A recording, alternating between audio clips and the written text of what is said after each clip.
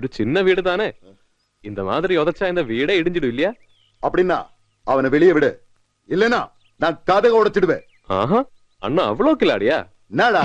ஹே, தொடாத, மேல தொடாத. தொட்டா நீ என்ன பண்ணுவ?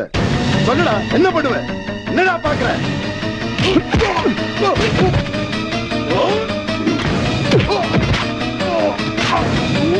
அடிச்சவன பரிபலக மச்சான்.